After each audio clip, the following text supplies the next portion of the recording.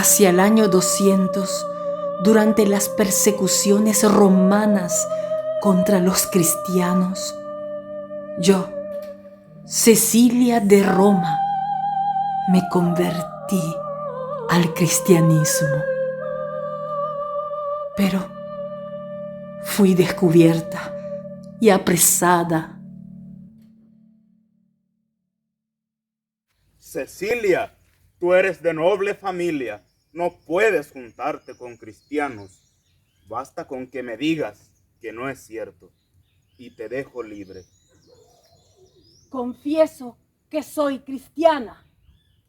Sabes que el cristianismo te llevará a la muerte. Sí.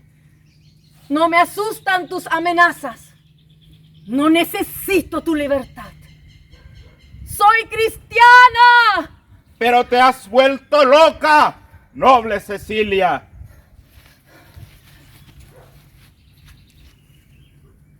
Jesucristo, tú que has sufrido en la cruz por mí, por todos, ayúdame a enfrentarme con la tortura y el martirio.